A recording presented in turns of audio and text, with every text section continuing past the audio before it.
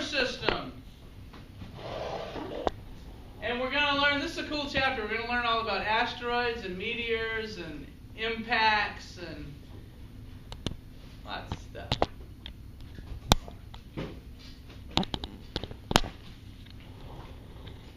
So, what is our solar system? The 9 planets is now 8 planets. Did y'all know that? Pluto's no longer a planet. It's still a planet in my eyes. What's today? 18. The 9 planets in the asteroid belt make up the main bodies of the solar system. So it's 8. Numerous moons and other objects like comets that venture in and out. We're going to talk about all those. Why is Pluto not a planet anymore? Well, it's because out where Pluto is, they've found hundreds, thousands, millions of more bodies like Pluto, but they're smaller. So instead of trying to name each one, just because it's a little bit smaller than Pluto, they decided we're just going to call the whole thing the Kuiper Belt, which consists of millions of particles, some small, some as big as Pluto. And that made more sense.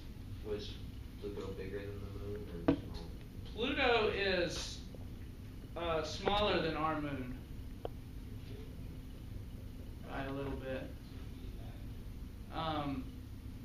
They've actually found a few more bodies in the Kuiper Belt that are bigger than Pluto. And they figure there's probably about 300 or 400 out there bigger than Pluto. So instead of trying to name all these things and make them all planets, they just say, let's call the whole thing the Kuiper Belt. We'll learn more about that in a minute. So here it is. Here's what our solar system looks like. We have the sun in the middle. And by the way, this is not to scale. We're going to make a to-scale model of the solar system out on the soccer field, and or the football field now, I guess it is. And you'll see a to-scale model of the solar system. It just can't fit on an overhead. The planets would be too small to see if you had them separated by one another at the right distances. And that's what we're going to do on our next lab. But anyway, our next lab day. But anyway, this just kind of shows you where they are in relation. The sun is in the middle, and then going out from the sun, you have Mercury, which is very close to the sun.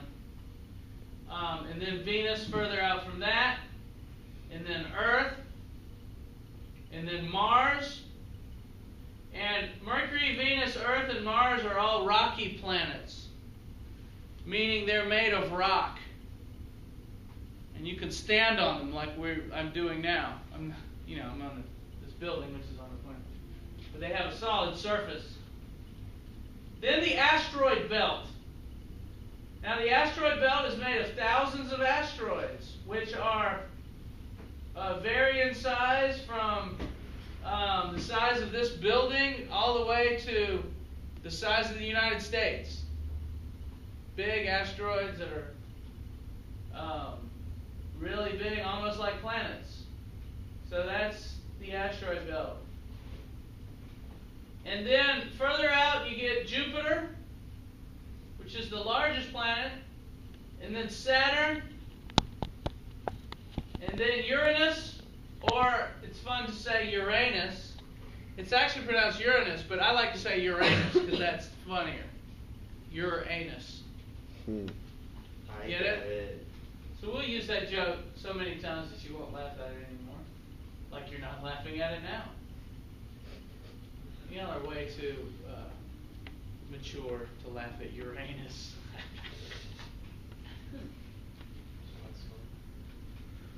And then there's Neptune, further out than that. And then there's the Kuiper Belt, which contains Pluto as well as thousands of other objects. Pluto's just kind of near us in the Kuiper Belt, and it's pretty big, so it was the first one seen. And so they thought it was a planet. They called it Pluto, being a planet like the other ones. Once they started making bigger and bigger telescopes, they figured out that there were a bunch of those out there. So now they just call it the Kuiper Belt. Or Kuiper Belt. It's actually Kuiper Belt, I think, but you hear Kuiper Belt. Is it like in orbit? Yes, all of these are, everybody here is in orbit around the sun. These are all moving. They all move in the same counterclockwise direction if you look from the north side of the Earth's axis. Go around this way.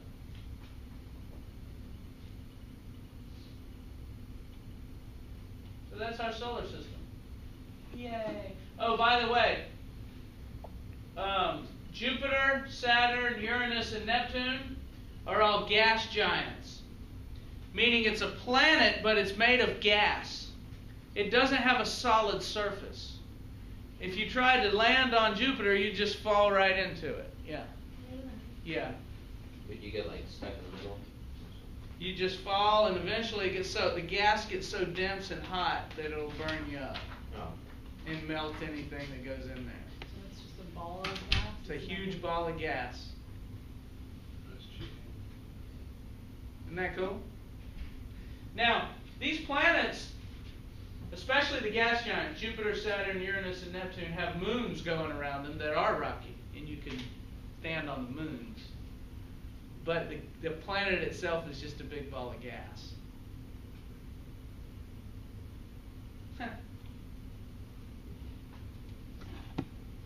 All the planets orbit in about the same plane. Here's the sun.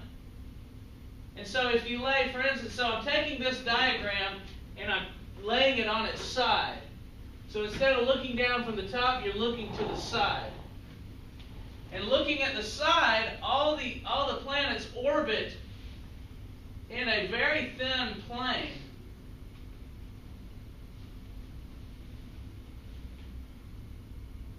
That, except Mercury has kind of a weird orbit, is a little off of that plane. All the other planets are on this thin plane. How come there isn't one that goes like orbits parallel to that? Like up here? Or down here? Yeah, but I mean it goes like straight up and down. Or like this? Yeah.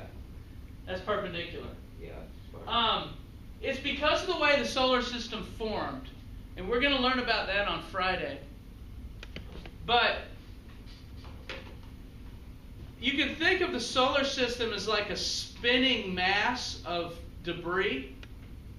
And think if you had a big, I like to think of a guy who makes a pizza. He takes this big ball of dough, right? And he spins it around in the air, and it flattens out. That's exactly what happened with our solar system. It used to be just a big ball of debris, but it started spinning. It got some spin to it, and the spin was due to gravity. Gravity can cause things to fall inward and start to spin. And because of the spinning, it flattened everything out into a single plane. And that's why we see the solar system in a plane. The same reason why a pizza flattens out when the guy spins it.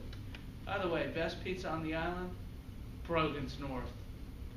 OMG. The guy who makes the pizzas there is a good friend of mine, Jeff Hildebrandt. Does anyone know him? He's an artist. Why? He's a pizza artist. He's the Rembrandt of pizza making. Yeah, there might be a Michelangelo out there, a Donatello, but he's up there with. I just got really hungry. Okay, there's a table in your book, 4.1. Find that table. Page 103. It shows all the basic properties of the planets. And I don't want you to memorize that table, but you should look over it and look at some of the various sizes and things.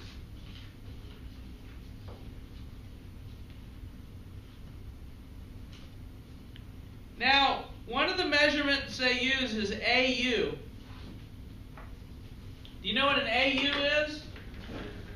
What's Astronomy. Very nice, astronomical unit. Who said that? Olivia. Do it, Olivia. I never had seen this. I don't know why it's there in the first place.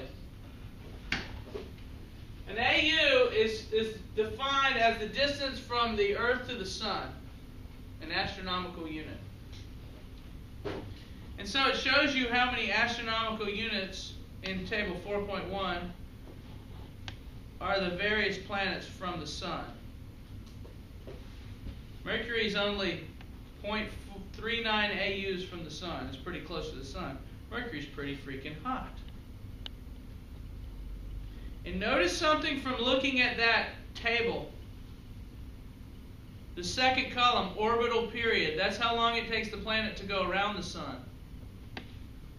The further you are from the Sun, the longer it takes you to go around the Sun.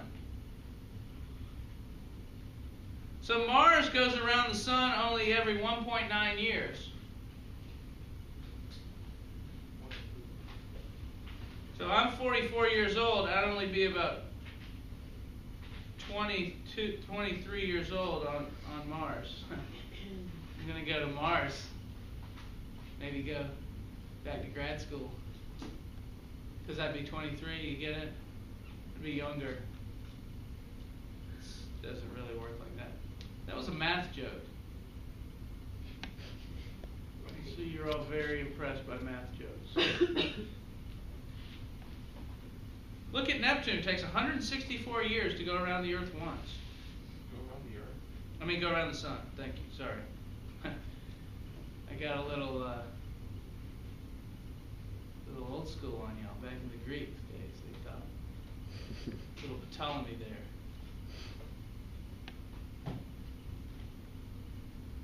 Need to work on these jokes. Look at the mass, the third column. What's the heaviest planet? Jupiter. Jupiter, 318 times the Earth mass. The Earth's mass. And it's not even made of rock, it's made of gas, so you can bet it's big.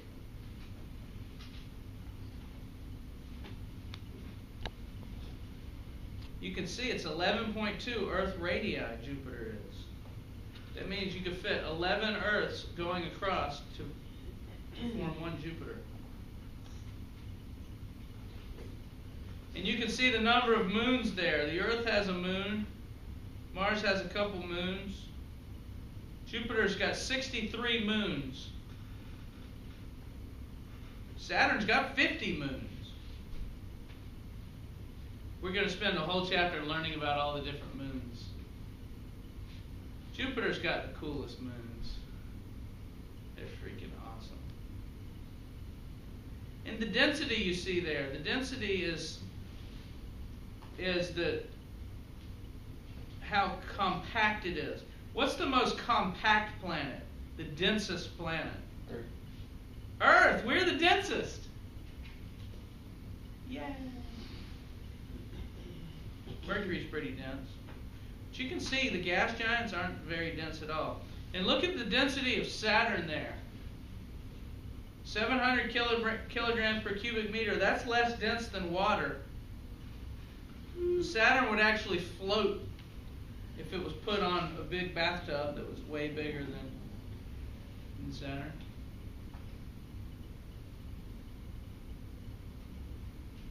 Here's the table. I could have just had this on.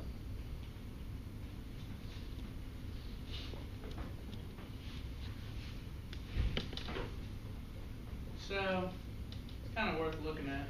Look at the Sun. The Sun's a little bit heavier than all of them. 332,000 times as heavy as the Earth. Man, the Sun is just massive. There's a whole chapter we spent on the Sun, too. So, about the next 4 or 5 chapters is just learning about all these. Comet Hale-Bopp, you ever heard of that? We'll learn about comets, too. Here's the relative sizes. I had a student once get very confused when she looked at this, and she said, "Is the Earth really that close to the Sun?" It's not. This is just showing the different sizes. Okay? It would be real hot if the Earth was that close to the sun. It would burn up. Let's see a little video footage of this. Size and scale of the terrestrial planets.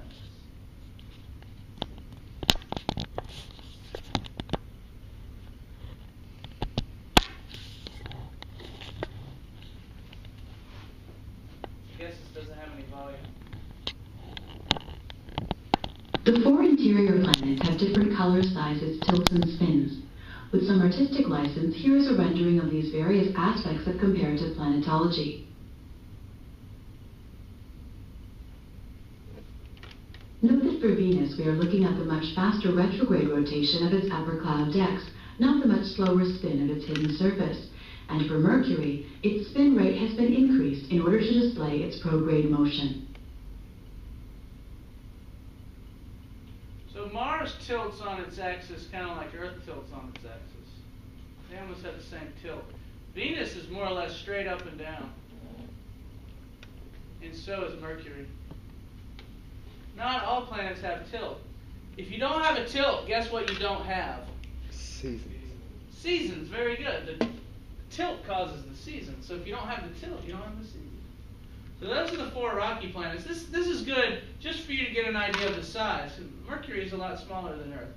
Venus is almost the same size as the Earth. And Mars is a lot smaller too. That means if we do fly people to Mars, there's going to be a lot less gravity there. People will be less than half the weight they would have been on Earth. You could jump around. You could jump real high on Mars. Same way with the moon. The moon is way smaller than the Earth, so you can jump real high on the moon. Have you ever seen those astronauts jumping around?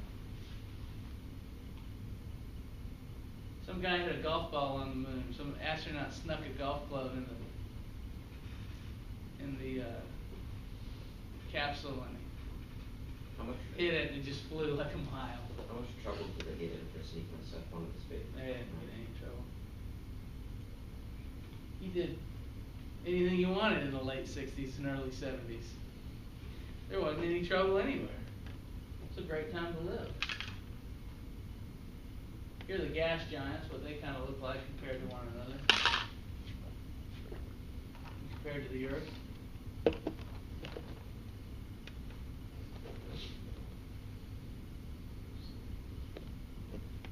Little tiny Earth. The four giant gas planets are here compared with proper size and scale to each other and to planet Earth. We see their rich colors and their many varied rings, each revolving separately. Indeed, Saturn's inner ring has a period about twice as fast as its outer ring. The tilts of the planet's spin axes are rendered here relative to the plane of the ecliptic, including that of Uranus, which is nearly pointing at us.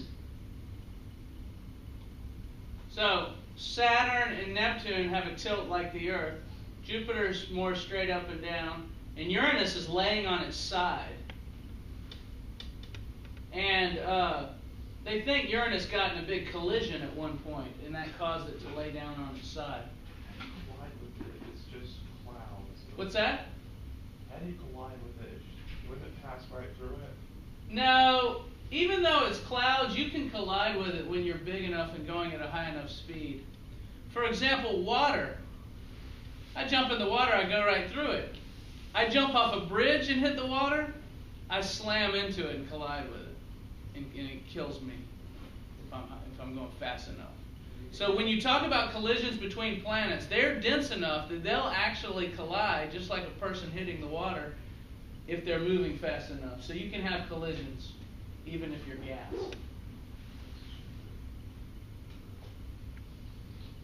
But you can see they're all real big compared to the Earth. One more thing that all the planets, the gas giants have, is they have rings. And what the rings are moons that have been torn apart by the planet's gravity. A moon can exist just fine if it's far from the planet. But if the moon falls in toward the planet, which most moons are either slowly falling toward the planet or slowly moving away. Indeed, our moon is slowly moving away from us. It gets about a centimeter further away from us every year. And you don't think that's much. But over a couple billion years, it's a lot. It'll go from real close to us to real far from us. And it's been getting further for the last 4.5 billion years. The moon used to be real close to the Earth. And you would have looked out in the sky 3.5 billion years ago, and it would have taken up half the sky, this giant moon. Wouldn't that have been cool? Not half the sky, but a lot of it. It would have been cool. And now it's far away. And we'll eventually lose it. It'll go flying off into space. But if the moon is getting closer to the planet, it'll eventually fall into the planet. And before it hits the planet, it gets torn apart by gravity and becomes a ring. And that ring is slowly falling into Saturn and Jupiter and Uranus and Neptune. And so there's a ring around all of them. And the reason why you have rings around all these gas giants is because they have so many moons. There's almost always some moon that gets too close and tears apart into a ring.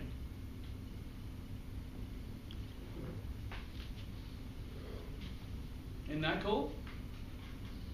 If our moon had been falling in toward the Earth, it would have formed a ring, and the Earth would have had a ring before it eventually fell all the way in. Gravity does that to things. Gravity can tear moons apart.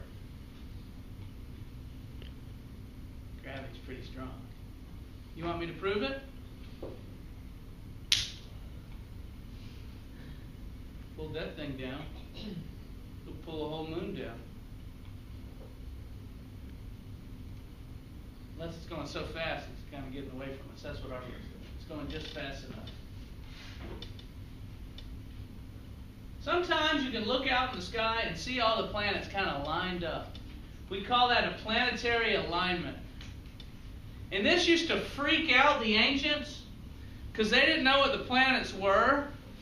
And they'd see these things moving, and then they're kind of coming together, and they'd be like, oh, they're going to come together. You know, they didn't know what they were. They thought they were gods or souls or spheres, or they didn't know what they were. So they attached some significance to planetary alignments.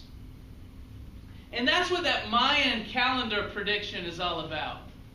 In December, there's supposed to be some kind of planetary alignment or something, and they thought that the world will end when that happens. The world's not going to end in December. The world's been around for 4.5 billion years. It's not going to suddenly end now. But the Mayans thought it would because of the way the planets were moving. They could calculate when they're going to come back together. Well, And so, prediction at least correct about the alignment?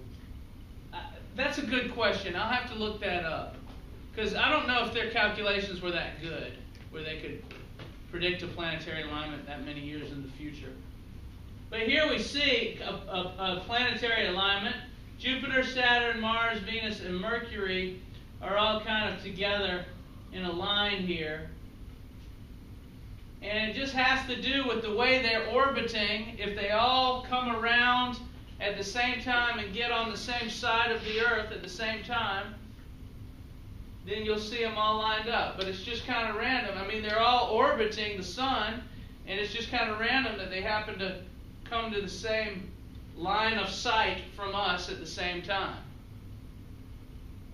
It'd be like guys running around a football field. Just randomly, at some point, you could have many guys in the same area of the field at the same time, even if they're just running around haphazardly. At some point, they might come together, and there's a people alignment on the football field. You wouldn't freak out about that because you know it's just a bunch of guys running around. They didn't know what these things were back then, so it freaked them out when they'd all come together.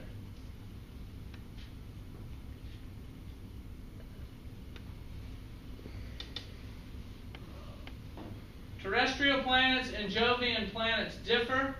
The terrestrial planets are the 4 rocky planets. The Jovian planets are the big gas giants.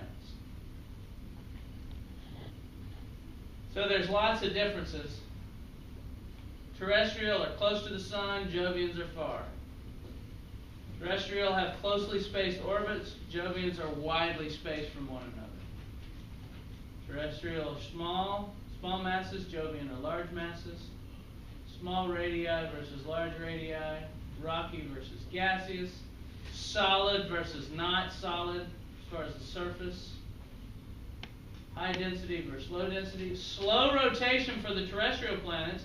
Fast rotation for the Jovians. They're talking about rotation on their axis. And the gases actually spin around on Jovian planets faster than our Earth spins, which is kind of strange. We'll talk about that later. Terrestrial planets have weak magnetic fields. Jovian planets have really strong magnetic fields. We'll talk about that later. Terrestrial planets don't have rings, and Jovians have many rings. Terrestrial planets have few, if any, moons, and Jovian planets have many moons. So there's a lot of differences between them. We need to know all that. Yeah, you need to know all that. It all kind of makes sense. It kind of follows in the same, except for maybe the rotation and the magnetic fields. We'll learn about that later. You can wait on those.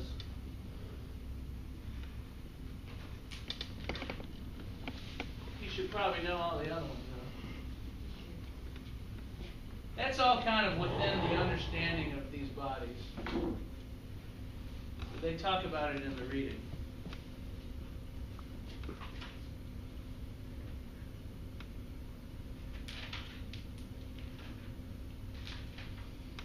So I want to go ahead and start a little bit about the next section, because the next section is like the longest section of our book. I actually have 2 days to spend on it, but it even takes longer than that. So I'm going to just start it here. Should I make a new video for this one? And like in this one to start the next chapter? Or That's a next very lesson? interesting idea. Let's not do that. Just leave it. That's a Really good good idea, idea, but I we can- think it'd be too confusing. I'll just write on the thing that sum of 4.2 is in here on the title. Yeah. Well, let's talk about asteroids and comets. You've heard of these things before, probably. Asteroids and meteoroids are fragments of rock floating around in space. And we define asteroids being a rock bigger than 100 meters. A meteoroid is a rock smaller than 100 meters. 100 meters is about the size of a football field, from the end of each one end zone to the other. So think of a rock bigger, 100 meters or bigger. That's an asteroid. Big rock. Think of a football field-sized rock floating around in outer space. It's pretty big. So bigger than 100 meters, it's an asteroid. Smaller than 100 meters, it's a meteoroid.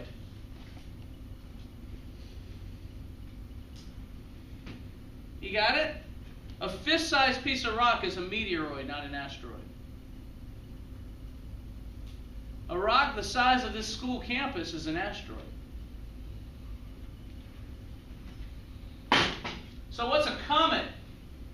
A comet is a big ball of ice. It's like a big snowball. And it's ice like water ice. It's frozen water that was floating around there in space. It also has some carbon and dust and soot, basically other molecules that were floating around there in space. And comets are big. They're at least 1,000 meters in size. That's about the size of that big bridge going towards Jekyll there.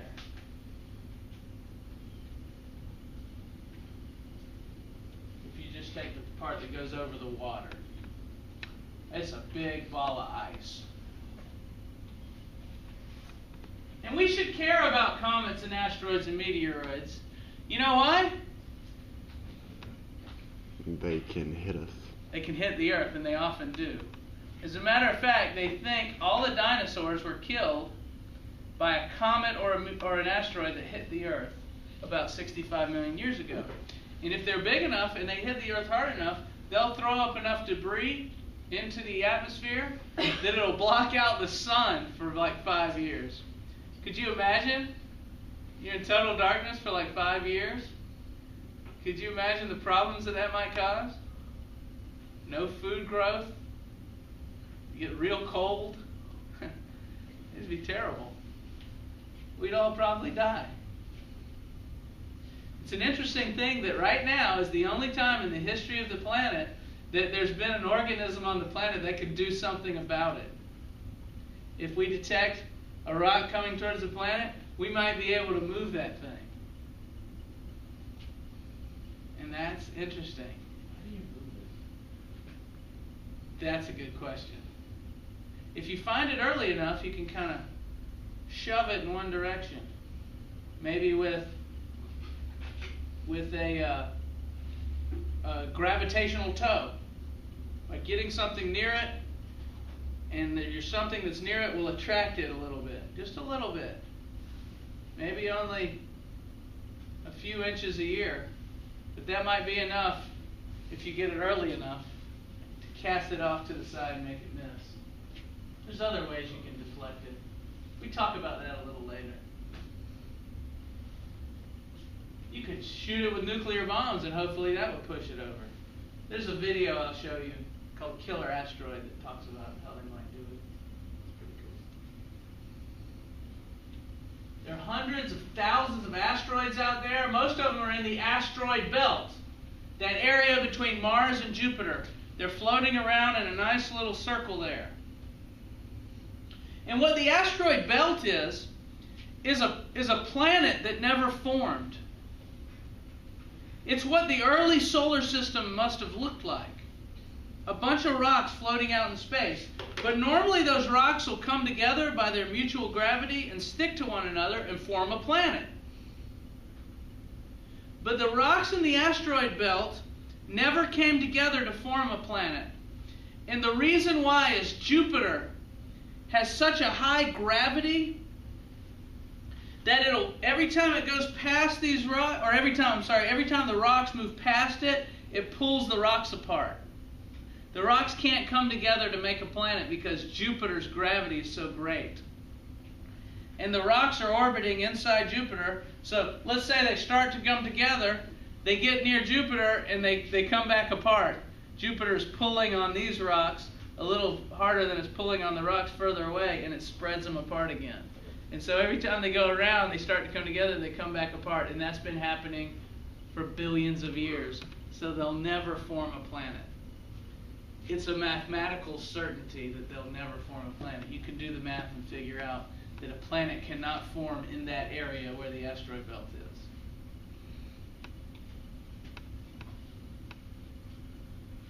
There's also a bunch of asteroids called the Trojan asteroids. They lie 60 degrees in front or behind Jupiter. And I'll show you here. So here's the asteroid belt. Here's where Earth is. Here's where Mars is. And then here's the asteroid belt, which is just an unformed planet. If all these asteroids came together, you'd have a planet about the size of Mars. But they can't come together. And there's Jupiter, big Jupiter, with its huge gravity. And here are the Trojan asteroids.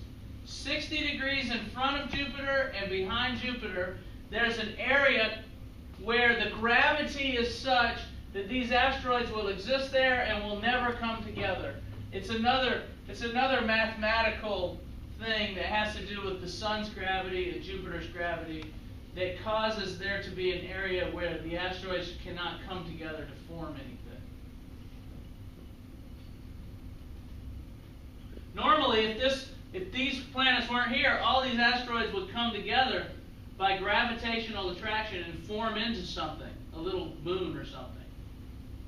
But they just can't do that because of the way that the mathematics works. If you wanted to sit down and learn how to do that math, you could. I don't care about it. Do you guys? Do you guys want to learn how to do the math that shows that those things will never come together? No. Who would want to do such things? You just got to trust me on that.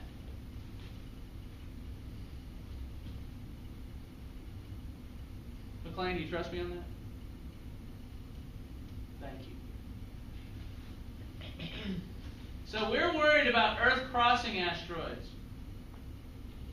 Jupiter or Mars's gravity might deflect an asteroid to a new orbit that crosses the Earth's orbit. And there's a couple, Icarus and 2002 MN, I don't know how they give them these names, that was discovered in 2002, were asteroids that came close to the Earth. So,